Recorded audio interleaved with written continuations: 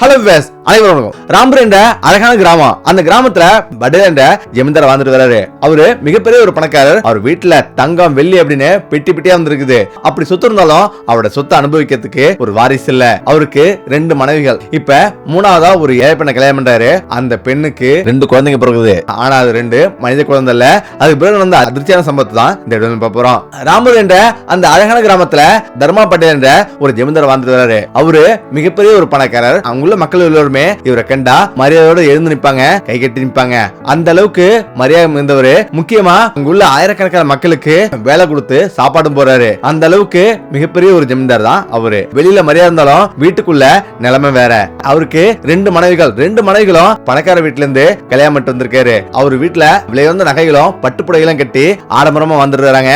அதே நேரத்துல அவங்களோட சொத்து அனுபவிக்கிறதுக்கு ஒரு வாரிசு இல்ல. அப்படி வாரிசு இல்லைன்ற கவலையும் அவங்கள்ட்ட கிடையாது. அவங்க நீ பெரியவளா நான் பெரியவளா அப்படின்னு அவங்க போட்டி போட்டு வாழ்ந்துட்டு இருக்காங்க. குழந்தைய பத்தி எந்த ஒரு அக்கறையும் இல்ல. ஆனா ஜமீன்தாருக்கு இது ரொம்ப வருத்தமா இருக்குது. பெட்டி பெட்டியா தங்கமும் வெள்ளியும் அவர் வீடு நிறைய நிறைஞ்சிருக்கு. அப்படி இருந்தும் நமக்கு ஒரு குழந்தை இல்லையன்ற ஒரு வருத்தம் அவர் வாட்டிட்டு இருக்கு. அவரு தோட்டத்து பக்கமா போயிட்டு ரொம்ப வருத்தமா வந்து உட்கார்ந்து இருக்காரு. அப்பதான் ஒரு விவசாயி ஒரு குழந்தை தூக்கிட்டு நடந்து வராரு. அந்த குழந்தையிடம் அவன் பேசிட்டே போறான். அப்பதான் அவர் பேசிக்கிறாரு, இந்த ஏழை கூட ஒரு குழந்தை இருக்கு, ரொம்ப சந்தோஷமா வாழ்ந்துட்டு வரான். நமக்கு இவ்வளவு சொத்து இருந்தோம் நம்மளால நிம்மதியா வாழ முடியல அப்படின்னு ரொம்ப வருத்தப்பட்டு போய் உட்கார்ந்து இருக்காரு. பட்டேலுக்கு பக்கத்து கிராமத்திலயும் 100கணக்கான ஏக்கர் பரப்பளவுல நிலமும் இருக்கு. அப்ப அந்த நிலத்தெல்லாம் பார்த்துட்டு வரலாம் அப்படின்னு அங்க சுத்தி பாக்குறாரு. அங்க பயங்கரமான வெயில் அடிக்குது. அவரால் வெயில் தாக்க தாங்க முடியல. தண்ணீர் தாகம் அவரால் நிக்க கூட முடியல. இப்பதான் அங்க பக்கத்துல ஒரு ஓடை ஓடுது. இப்ப அந்த ஓடையில போயிட்டு தண்ணீர் குடிக்கலாம் அப்படின்னு அங்க தண்ணீர் எடுத்து குடிச்சிட்டு இருக்காரு. இப்பதான் பக்கத்துல ஒரு அழகான பெண்ணு குளிச்சிட்டு இருக்கா. இந்த ஊர்ல இப்படி ஒரு அழகான பெண்ணு அப்படின்னு அவர் ஒரு நிமிஷம் பார்த்திருக்காரு. இப்ப டக்குன்னு அந்த பெண்ணு பயங்கரமா கோவப்படுறா. ஒரு பெண்ணு குளிச்சிட்டு இருக்கேன், ஆனா இப்படி இருந்து நிக்கிறீங்களே, அப்படி அறிவில்லையா அப்படின்னு திட்டுறா. ஆனா இவ என்ன மன்னிச்சுக்குமா, நான் தண்ணி தாகத்தால தான் இங்க வந்தேன், ஆனா திடீர்னு என் கையில நீ பட்ட அப்படின்னும் அவர் சொல்றாரு. இப்பதான் இந்த தண்ணியை குடிக்காதீங்க, உங்களுக்கு நல்ல தண்ணியா தரேன் அப்படின்னு பக்கத்துலயே அவங்க வீடு இருக்கு. ஒரு பானையில் தண்ணி எடுத்துட்டு வந்து அவ குடுக்குறா. இப்ப அதை குடிச்சவரு அவர் மனதுல ஒரு அமைதி நிலவுது. தனது 2 மனைகளிடம் இல்லாத ஒரு அமைதி இந்த பெண்ணிடம் இருக்குது அப்படின்றத அவர் உணர்றாரு. இப்பதான் உன்னுடைய பேர் என்ன, உன்னுடைய அப்பா அம்மா எங்க அப்படின்னும் அவர் கேட்கிறாரு. இப்பதான் அவர் சொல்றா, என்னுடைய பேர் லட்சுமி, என்னுடைய அம்மா இறந்துட்டாங்க, என்னுடைய அப்பா வேலைக்கு போயிருக்காரு அப்படின்னும் அவர் சொல்றா. இப்ப சரி அப்படின்னு அவர் நேரா வீட்டுக்கு வராரு. அவர் படுத்து இருக்கும் போது லட்சுமியை பத்தி தான் யோசிச்சுட்டு இருந்திருக்காரு. இப்ப மறுநாள் எழுந்திருச்சு அவருடைய வீட்டுக்கு போறாரு. இப்பதான் அவருடைய அப்பாவிடம், உன்னுடைய மகளை நான் திருமணம் செஞ்சுக்கலாம்னு நினைக்கிறேன். ஏற்கனவே எனக்கு 2 மனைவிகள் இருந்திருக்காங்க, அவங்க ராணி போல வாழ்றாங்க, ஆனா எனக்கு ஒரு குழந்தை இல்ல. உனது மகள் ஜாதகத்தபடி கண்டிப்பா குழந்தை இருக்குன்னு நினைக்கிறேன், நீங்க எனக்கு திருமணம் செஞ்சு கொடுங்க அப்படின்னும் அவர் கேட்கிறாரு. உனது மகளையும் நான் ராணி போல வச்சுப்போம் அப்படின்னும் அவர் சொல்றாரு. பல காலங்கள்லாம் 2-3 மனைவிகள் இருப்பது இயல்புதான். அப்படிதான் அவர் போய் கேட்கிறாரு, எனக்கு ஒரு குழந்தை இல்ல, அதுக்காகவே முடியாதுன்னு சொல்லாதீங்க அப்படின்னும் அவர் ரொம்ப வருத்தப்பட்டு கேட்கிறாரு. இப்ப அந்த விவசாயிடம், ஐயா நீங்க எவ்வளவு பெரிய பணக்காரன்னு எனக்கு தெரியும், நீங்க ராம் பட்டேல்ன்றது எனக்கு தெரியும், ஆனா நீ இவ்வளவு வசதியானவங்க, ஏற்கனவே உங்க 2 மனைவிகள் வந்து வாழ்ந்துருக்காங்க, இதுக்கிடையில என்னுடைய மகள் வந்தா நிம்மதியா வாழ முடியுமான்னு எனக்கு தெரியல அப்படின்னும் ரொம்ப வருத்தப்பட்டு சொல்றாரு. எதை பத்தியும் கவலைப்படாதீங்க, நான் நல்லா பாத்துப்பேன் அப்படின்னும் அவர் சொல்றாரு. இப்ப சரி அப்படின்னு அவரால் மறுக்கவும் முடியல, சரின்னு சொல்றாரு. இந்த இடத்துல தான் லட்சுமியோட அப்பாவும் விஷயங்களை சொல்றாரு. லட்சுமியும் அவருடைய அப்பாவோட பேச்ச மறுக்க முடியல, கல்யாணத்தை சம்மதிக்கிறாரு. இப்பதான் பட்டேலுக்கு கல்யாணம் நடக்குது. அவருடைய 2 மனைவிகளும் பயங்கரமா கோவப்படுறாங்க, வைத்தறிச்சல் படுறாங்க. நம்ம 2 பேரும் பணக்காரிங்க, இவ ஏழை குடும்பத்திலே வந்தவங்க, எப்படி நமக்கு சரிசமமா இருக்க முடியும் அப்படின்னு பயங்கரமா கோவப்பட்டு இருக்காங்க. கல்யாணம் பண்ணிய முடியுது.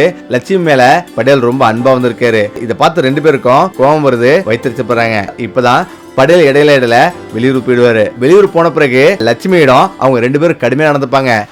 நீங்க ராஜா வாழ்க்கையை அனுபவிக்க முடியாது, நீ ஒரு ஏழை குடும்பத்தை சேர்ந்தவ, நீங்க ஒரு வேலைக்காரியா தான் இருக்கணும் அப்படின்னு கண்ணாபின்னான்னு திட்டுறாங்க. ஆனாலும் லட்சுமி எல்லாத்தையும் தாங்கிக்கிட்டு ரொம்ப அமைதியா வந்திருக்கிறா. இப்பதான் காலங்கள் கிடக்குது, 1 வருஷம் முடியுது. அவனுடைய நல்ல நேரம் லட்சுமி கர்ப்பமாவரா. இந்த செய்தியை பட்டேல் கேட்ட பிறகு ரொம்ப மகிழ்ச்சியா வராரு. அந்த ஊர்ல அன்னதானம் மேலதானம் அப்படின்னு ரொம்ப சந்தோஷமா கொண்டாடுறாங்க. இதை கேட்டு அந்த 2 மனைவிகளும் பயங்கரமா கோவப்படுறாங்க. இந்த பிச்சைக்கார பெண்ணுக்கு குழந்தை பிறக்க போதான், இந்த சொத்துக்களுக்கெல்லாம் அந்த குழந்தை தான் வாரிசா இருக்கும், நம்ம அவ காலடியில கிடக்க வேண்டி வரும் அப்படின்னும் முதல் மனைவி சொல்றா. ஆனா 2ஆம் மனைவி, கொஞ்சம் பொறுமையா இரு, என்ன நடக்குதுன்னு பாப்போம் அப்படின்னும் அவ சொல்றா. இந்த குழந்தை பிறக்கட்டும், அப்ப இதை செய்வோம் அப்படின்னு ஒரு திட்டமும் போடுறாங்க.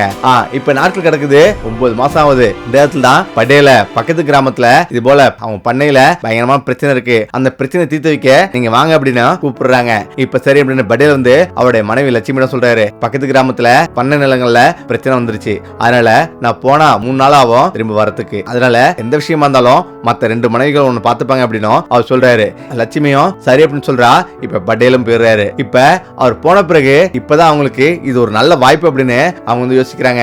பயங்கரமா கோவப்பட்டவங்க இப்ப ஒரு தனி அறையில போட்டு அடைக்கிறாங்க. தண்ணி சாப்பாடு எதுவுமே கொடுக்காம துன்புறுத்துறாங்க. ஆனா அன்னைக்கு அமாவாசை. இப்பதான் திடீர்னு அக்கா எனக்கு பசிக்குது, எனக்கு தண்ணி தாங்க எடுக்குதுன்னு எவ்வளவு கத்தி பாக்குறா. ஆனாலும் அந்த 2 பேருமே திறக்கவே இல்ல. இப்பதான் திடீர்னு வானம் இடி இடிக்குது, மழை பெய்யுது. அன்னைக்கு அமாவாசை, எனக்கு வயிற்று வலின்னு கத்துறா.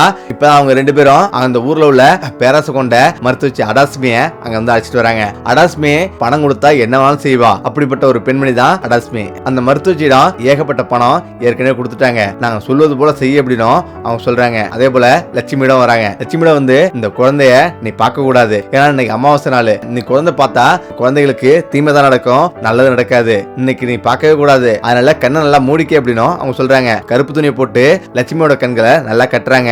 அவளும் இது உண்மைதான் நம்புறா. குழந்தையும் பிறக்குது, 2 அழகான குழந்தைகள் பிறக்குது. 1 ஆண் குழந்தை, ஒரு பெண் குழந்தை. பார்க்கும்போது ரொம்ப பிரகாசமா இருக்குது. அந்த இருட்டறையில கூட அந்த 2 குழந்தைகளும் அவ்வளவு பிரகாசமா ஒளிருது. இப்ப அதை பார்த்து அந்த 2 மனைவிகளுக்கும் பயங்கரமா கோபம் வருது. எங்களுக்கு ஒரு குழந்தை கூட இல்ல, உனக்கு 2 குழந்தைகளா அப்படின்னு பயங்கரமா கோபப்படுறாங்க. இந்த இடத்துல தான் அந்த மருத்துவச்சியை கூப்பிட்டு இது போல வெகு தூரத்துல உள்ள இந்த காட்டுக்கு நீ போ, பெரிய குழியை பறிச்சு இந்த 2 குழந்தைகளையும் அங்கே புதைச்சிரு அப்படின்னு அவங்க சொல்றாங்க. இப்ப அந்த மருத்துவச்சியும் சரி அப்படின்னு சொல்லிட்டு அந்த குழந்தைகளை அங்கிருந்து தூக்கிட்டு போயிடுறா. நெடுதூரம் காட்டுக்கு போயிட்டு அங்க ஒரு குழியும் தோன்றா. இப்ப குழி தோண்டிட்டு புதைக்கலான்னு அவ போறா. இப்பதான் இயற்கை அன்னையே கோபம் வருது. அந்த குழந்தை காப்பாத்துறதுக்கு மிகப்பெரிய அளவுல இடி மின்னலோட மழை பெய்யுது. அந்த மருத்துவச்சி பயப்படுறா. இப்ப திடீர்னு ஒரு பெரிய ஒரு பாம்பு, நாகப்பாம்பு அங்க தோன்றுது. அதை பார்த்துட்டு அந்த பாட்டி அலறா. அந்த மருத்துவச்சி கால்ல கடிக்குது. கொஞ்ச நேரத்துல விஷயம் ஏறி அந்த மருத்துவச்சி அப்படியே சாஞ்சிடுறா, கீழே வந்து இறந்துடுறா. இப்பதான் அந்த குழந்தைங்க 2 அழுதுட்டே இருக்கு. அங்க பக்கத்திலேயே குருகுலம் ஒண்ணு இருக்குது. அங்க சிவானந்தான்ற ஒரு குரு தியானம் பண்ணிட்டு இருக்காரு. இப்ப அந்த மரத்துல இருந்து ஏதோ ஒரு சத்தம் வருது அப்படின்னு நல்லா கேக்குறாரு. குழந்தைங்க சத்தமா இருக்குது. இப்பதான் என்ன சத்தம் வருது அப்படின்னு சத்தம் கேட்ட இடத்தை நோக்கி அவர் போய் பாக்குறாரு. அங்க 2 குழந்தைங்க. அந்த 2 குழந்தைகளையும் கையில தூக்கின அடுத்த நொடியே அங்க என்ன நடந்ததுன்றத அவர் உணர்றாரு. ஜமீன்தாருக்கு 2 மனைவிகளும், அதுக்கு பிறகு ஒரு 7 மனைவி வந்ததும், அவங்களுக்கு 2 குழந்தை பிறந்ததும், திடீர்னு மருத்துவச்சிடம் சொல்லி புதைக்க சொன்னதும் அவர் ஞானத்தின் மூலம் அறிகிறாரு. இப்ப சரி அப்படின்னு இந்த குழந்தைகளை இப்ப அவங்கள்ட்ட கொண்டு ஒப்படைக்கிறது நல்லதில்ல. திரும்பவும் இந்த குழந்தைகளுக்கு ஆபத்து தான் ஏற்படும். அதனால இந்த குழந்தைகளை நம்மளே எடுத்துட்டு போய் வளர்ப்போம். காலம் வரும்போது திரும்பவும் வந்த இடத்துக்கு திரும்பவும் அப்படின்னு அவர் சொல்லிட்டே வந்து வராரு. அவருடைய வீட்டுல வச்சு அந்த 2 குழந்தைகளையும் வளர்க்கிறாரு. அந்த குழந்தைக்கு தேஜா, பூமி அப்படின்னு பேரும் வைக்கிறாரு. அதே நேரத்துல லட்சுமியும் கண்விழிச்சு பாக்குறா. கண்விழிச்சு பார்த்த பிறகு என்னுடைய குழந்தைங்க எங்க அப்படின்னு கேக்குறா. இப்பதான் மத்த 2 மனைவிகளும் முடிவு நிக்கிறாங்க. உனக்கு பிறந்தது குழந்தைங்க இல்ல, இது 2 தான் பிறந்திருக்கு அப்படின்னு அவங்க கையில வந்து 2 பூனைக்குட்டிகள் வச்சிருக்காங்க. அதை பார்த்து அவ அதிர்ச்சி ஆகுறா. என்னது பூனைக்குட்டி எனக்கு பிறந்தது அப்படின்னு அதிர்ச்சி ஆகுறா. என்னுடைய குழந்தைங்க சத்தம் கேட்டது அப்படின்னும் அவ சொல்றா. அதனாலதான் நீ பைத்தியமாயிட்ட, பைத்தியமானதால் தான் இப்படி நீ வளர்ற அப்படின்னும் அவங்க சொல்றாங்க. இப்ப வேற வழி இல்லாம அவங்க சொல்றத அவன் நம்பிடுறா. எனக்கு தான் அந்த 2 பூனைக்குட்டிகளும் பிறந்தது அப்படின்னு அவ அந்த பூனைக்குட்டிகளை 2 வந்து அணைச்சிக்கிறா. இது நடக்க சாத்தியம் இல்ல, அப்படி நடந்திருக்காது அப்படின்னு அவ அழுவுறா. ஆனாலும் இதுதான் உன்னுடைய குழந்தை அப்படின்னு அவங்க 2 பேரும் அந்த பூனைக்குட்டிகளை இறக்கி விட்டுட்டு அவங்க போயிடுறாங்க. இப்ப 3 நாள் முடிஞ்சு பட்டேலும் அந்த கிராமத்துல திரும்புறாரு. அவர் வீட்டுக்கு வந்த பிறகு அந்த 2 மனைவிகளும் ரொம்ப வருத்தப்பட்டு போய் உட்கார்ந்துருக்காங்க.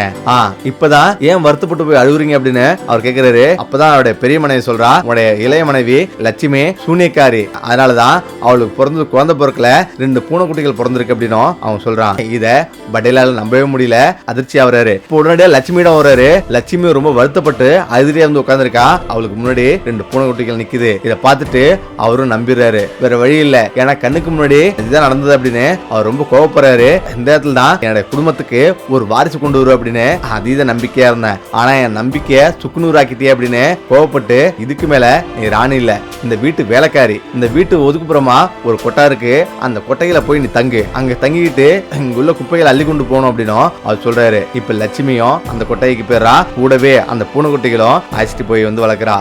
இப்பதான் நாட்கள் செல்லுது, பல வருடங்கள் கிடக்குது. பட்டேலுக்கும் வயசாயிடுது. ஆனா அவளை சுத்து இருந்தோம் எந்த பிரயோஜனமும் இல்ல.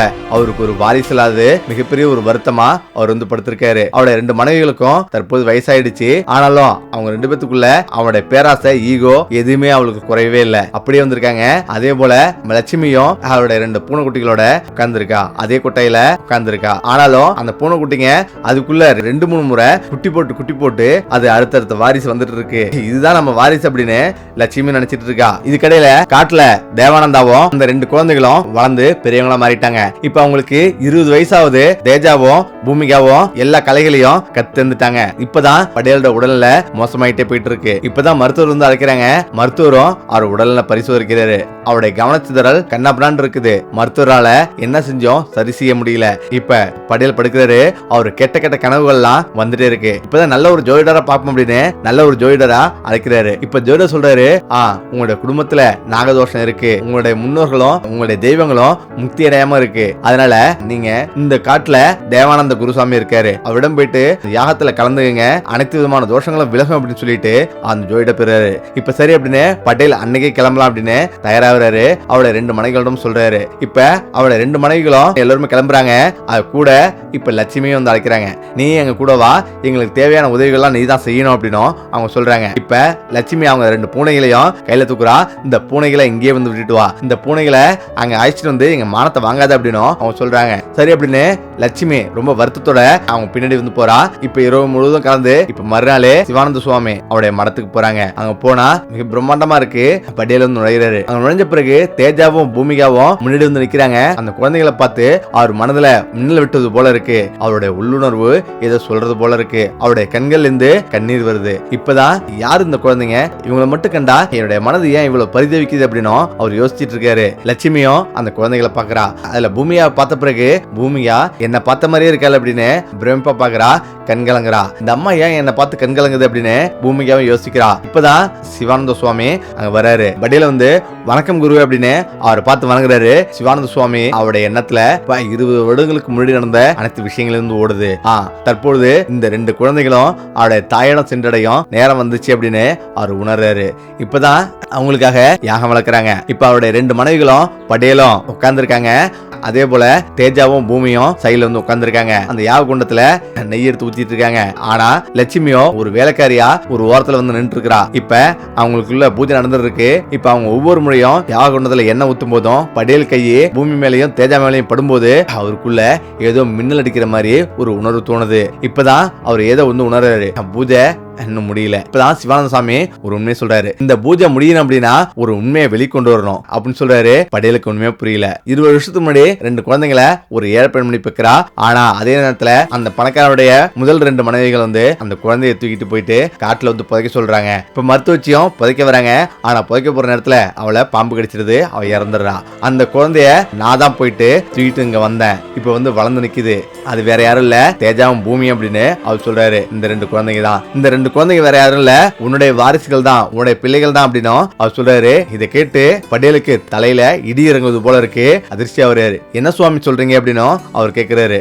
இந்த 2 குழந்தைங்க உன்னுடைய 2 மனைவிகளும் காட்டுல புதைக்கத்து போனாங்க, அப்பதான் இது நடந்தது அப்படின்னு அவர் உண்மையை சொல்றாரு. இதை கேட்டு படேல் அதிர்ச்சி ஆகுறாரு. இப்பதான் படேல் சொல்றாரு, என்ன சுவாமி சொல்றீங்க, இவருடைய மனைவி 2 பூனைகள் தான் பெற்றெடுத்தா, அவ குழந்தைகள் பெற்றெடுக்கல அப்படின்னு அவர் சொல்றாரு. உடனே குரு அவரை கடுமையா கடிஞ்சு கொண்டே, முட்டாள், தாய் ஒருபோதும் விலங்குகளை பெற்றெடுப்பதில்லை, இது படைப்பின் சட்டத்துக்கு எதிரானது அப்படின்னும், உன்னுடைய மனைவி லட்சுமி இந்த 2 குழந்தைகளை தான் பெற்றெடுத்தா அப்படின்னும், பூனைக்குட்டிகளை அல்ல அப்படின்னும் அவர் சொல்றாரு. உன்னுடைய 2 மனைவிகளும் செல்வத்தின் மீது பேராசைப்பட்டு 2 குழந்தைகளையும் காட்டுல வீசிட்டு லட்சுமியோட கையில பூனைக்குட்டிகளை கொடுத்துட்டாங்க. அதுக்கு பிறகு நீ உண்மையை தேடல, நீ பார்த்தது உண்மைதான், உடனே நீ லட்சுமியை விரட்டிட்ட, இப்பவாவது கண்களை திறந்து பாரு அப்படின்னு அவர் சொல்றாரு. இந்த உண்மையை கேட்டதும் முழு யாகசாலையும் உறைஞ்சு போது. படேலின் கண்கள் சிவருது. அவர் மெதுவா 2 மனைவிகள் பக்கமும் திரும்புறாரு. அந்த 2 மூத்த மனைவிகளுடைய முகத்திலும் புன்னகை மறையுது. அவளுடைய கால்களும் கைகளும் நடுங்க ஆரம்பிக்குது. பெரிய மனைவி தயங்குறா.